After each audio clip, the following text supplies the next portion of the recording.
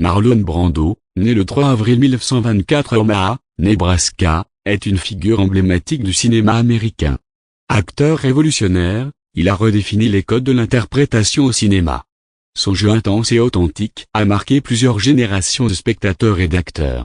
Au-delà de sa carrière cinématographique, Brando a également été un homme engagé, parfois controversé, mais toujours fidèle à ses convictions.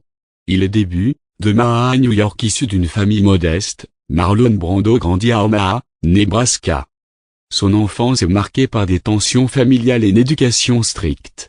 Après avoir été renvoyé de l'école militaire, il s'installe à New York en 1943, où il suit les enseignements de l'Actors Studio, dirigé par Lee Strasberg.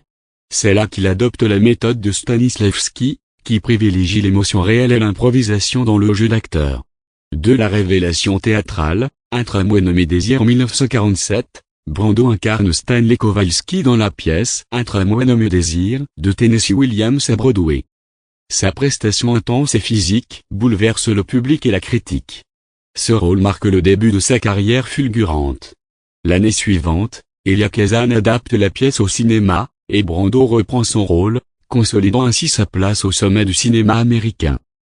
L'ascension cinématographique dans les années 1950, Brando enchaîne les rôles marquants.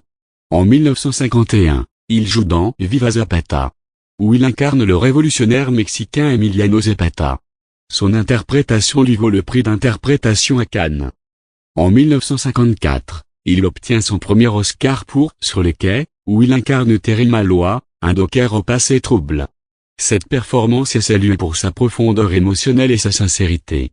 Le mythe du parrain 1972, Brando joue le rôle de Vito Corleone dans Le Parrain de Francis Ford Coppola. Sa prestation magistrale lui vaut un second Oscar. Cependant, en signe de protestation contre le traitement réservé aux Amérindiens par l'industrie du cinéma, il refuse de recevoir la statuette et envoie à sa place l'activiste Sachin Little-Fater. Cet acte audacieux marque les esprits et témoigne de son engagement. Vers les années 1970 et 1980, entre succès et controverse après le succès du Parrain, Brando continue sa carrière avec des films tels que Apocalypse Now, où il incarne le colonel Kurtz. Son jeu mystérieux et introspectif ajoute une dimension particulière au film. Cependant, sa carrière est également marquée par des choix de rôles discutables et des comportements erratiques sur les plateaux de tournage.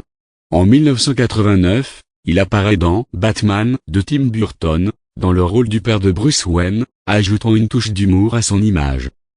Vie personnelle et engagement. Marlon Brando a une vie personnelle tumultueuse. Marié 3 fois, il a eu 10 enfants. Sa relation avec ses enfants était complexe, marquée par des tragédies, notamment le meurtre de Doug Drehley par son fils Christian en 1990. Brando a également été un fervent défenseur des droits civiques et des causes sociales. Il a soutenu activement le mouvement des droits civiques et a été un ardent défenseur des droits des Amérindiens. En 1973, il a refusé l'Oscar pour Le Parrain en envoyant une représentante, Sachin Little-Fater, pour expliquer sa position. Les dernières années héritage. Dans les années 1990, Brando se retire progressivement du cinéma. Il apparaît dans quelques films mineurs, mais son influence demeure. En 1999, le magazine Time le classe parmi les 100 personnes les plus influentes du siècle. Il décède le 1er juillet 2004 à Los Angeles, à l'âge de 80 ans, des suites d'une fibrose pulmonaire. Conclusion. Marlon Brando reste une figure incontournable de l'histoire du cinéma. Par son jeu novateur et son engagement, il a marqué son époque et continue d'influencer les générations actuelles. Son héritage perdure à travers ses films, ses prises de position et l'inspiration qu'il offre aux artistes du monde entier. Marlon Brando n'a pas seulement incarné des personnages, il a redéfini l'art de l'interprétation.